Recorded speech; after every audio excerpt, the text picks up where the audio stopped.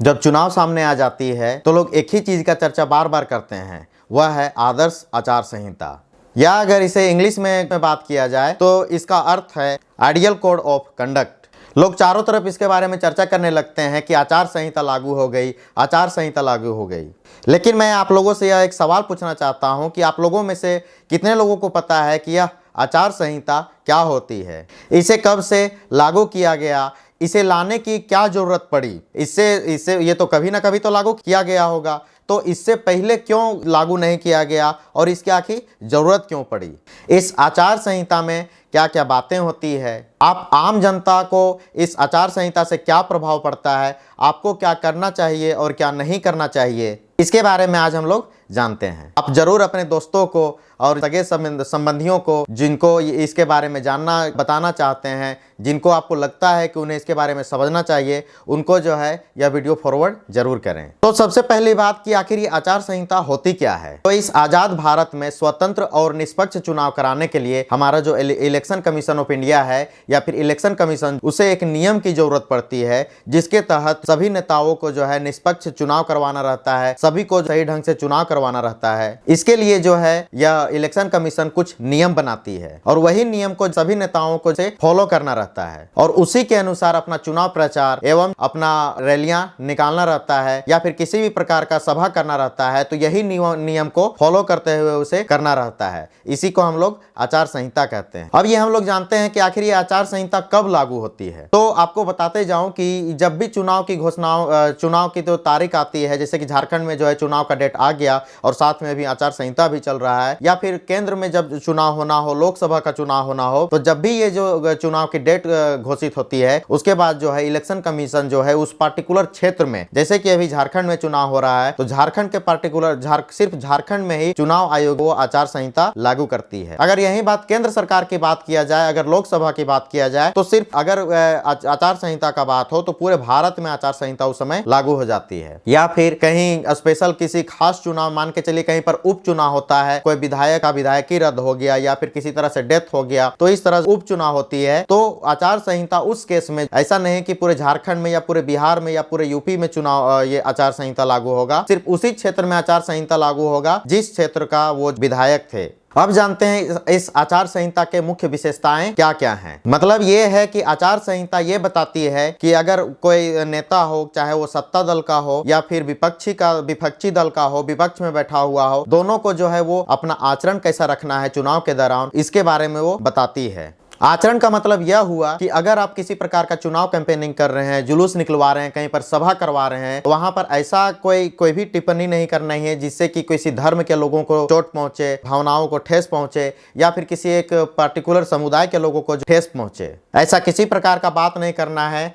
जिससे जो है आपसी नफरत पैदा हो। आप जो है आचार संहिता में किसी की आलोचना नहीं कर सकते, किसी की बुराई नहीं कर सकते, किसी खास जाति धर्म को आप टारगेट नहीं कर सकते, किसी को आप बोल नहीं सकते हैं कि मैं इस जाति का हूं तो मुझे वोट दीजिए, या फिर किसी दूसरे जाति को जो है बुरा नहीं बोल सकते, या फिर किसी प्रकार का झूठा प्रचार नहीं करना है, किसी को प्रलोभन दे नहीं सकते आप, जो कि सक्षम है ही नहीं आप देने में, उस प्रकार का प्रलोभन लोगों को दे भी नहीं सकते। एक ये भी आप लोगों के दिमाग में डाउट हो रहा होगा कि चुनाव प्रचार के दौरान क्या मंदिर, मस्जिद या फिर चर्च है, गुरुद्वारा है, इनका आप उपयोग कर सकते हैं क्या? तो नहीं, चुनाव प्रचार के दौरान किसी भी नेता को मंदिर परिसर या फिर मस्जिद परिसर में आप जाकर के किसी प्रकार का चुनाव कैंपेनिंग आप नहीं कर सकते। आप अपना वोट हासिल करने के लिए किसी को इमोशनल नहीं ब्लैकमेल कर सकते हैं कि मैं जो है हिंदू धर्म का हूं या फिर मैं मुस्लिम धर्म का हूं तो आप जो है मुझे ही वोट दीजिए। यह भी आचार संहिता का ही एक भाग है। एक आपके दिमाग में आ रहा होगा कि जो आचार संहिता है वो किस एक्ट के अधीन आता है, मतलब किस कानून के अधीन आता है। संविधान में सब कुछ ये सब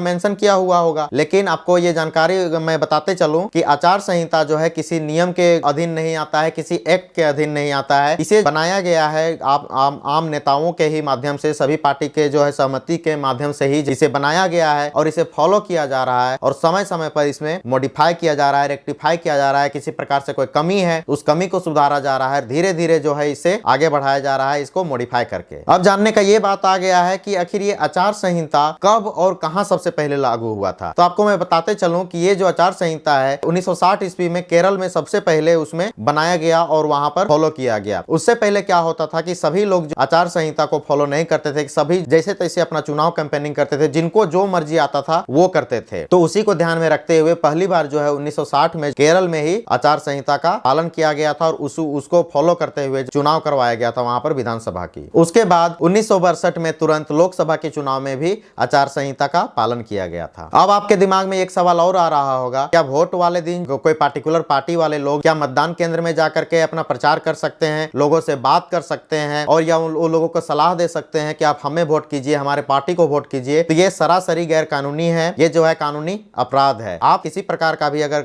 कैंपेनिंग करना चाह रहे हैं, अपना चुनाव प्रचार करना चाह रहे हैं, लोगों को समझाना चाह रहे हैं, तो जो केंद्र होता है जहां पर मतदान केंद्र हो जिसको बोलते हैं, वह मतदान केंद्र से 100 मीटर के दूरी में ही जाकर के आप लोगों से बात कर सकते हैं, अपना चुनाव प्रचार कर सकते हैं। मतदान केंद्र के 100 मीटर के आसपास अगर आप 100 मीटर के अंदर में जाकर के अगर आप चुनाव प्रचार कर रहे हैं, लोगों को ये सलाह दे रहे हैं, लोगों को मना रहे हैं कि नहीं आप इस पार्टी को वोट करें, हमारी पार्टी सही है, वो पार्टी गलत है, तो आप गैरकानूनी काम कर रहे हैं, आपके खिलाफ एक्शन लिया जा सकता है। एक सवाल और आता है कि अगर कोई नेता आचार संहिता का पालन न करे तो उसके साथ क्या किया जा सकता है। तो आपको मैं बताते चलूं कि अगर कोई नेता आचार संहिता का पालन नहीं करता है तो फिर उसे अनुशासनात्मक कार्रवाई करते हुए जो है उसे निलंबित किया जा सकता है, मतलब उसकी उम्मीदवारी जो उसे रद्द किया जा सकता है, फिलहाल नॉमिनेशन काट दिया जा सकता है। अब आपको ये बताते चलूं कि अगर कोई मंत्री या मुख्यमंत्री जो है वह अगर चाहे कि आचार संहिता के समय कोई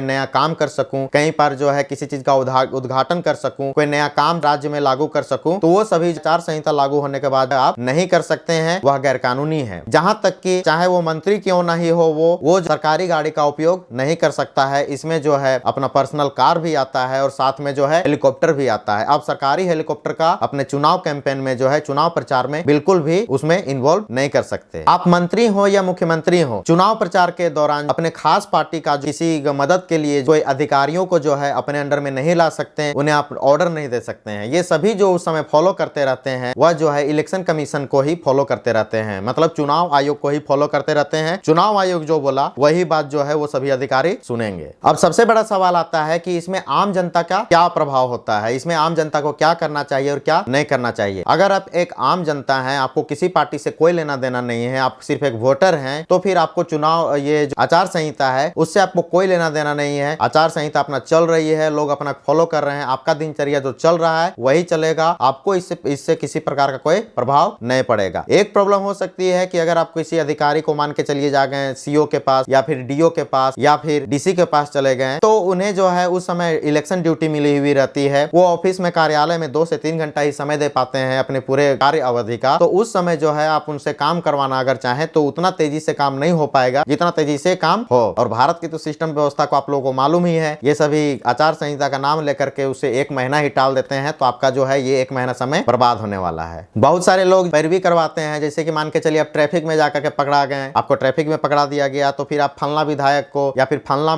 मंत्री को उस समय अगर आप फोन करेंगे तो उस समय अगर वो ट्रैफिक पुलिस जो रहेंगे उनके बात को वो काट सकते हैं, क्योंकि जो है उस समय वो इलेक्शन कमीशन के ही अंदर में सब अपना ड्यूटी करते रहते हैं। तो उस समय जो है किसी मंत्री को या किसी विधायक को जो है किसी भी अधिकारी को ऑर्डर देने का पावर नहीं रहता है। आशा करते हैं कि आपको ये वीडियो पसंद लगा होगा, आचार संहिता से रिलेटेड जो है नॉलेज, ये जो इंफॉर्मेशन आपको पसंद आया होगा। और अगर किसी प्रकार का बात मेरे से छूट गया है तो आप कमेंट सेक्शन में जाकर के बता दें, या फिर किसी प्रकार का सवाल है तो कमेंट सेक्शन में जाकर के बता दें, मैं जल्द ही आपको इसका उत्तर देने का प्रयास करूंगा। बहुत बहुत धन्यवाद।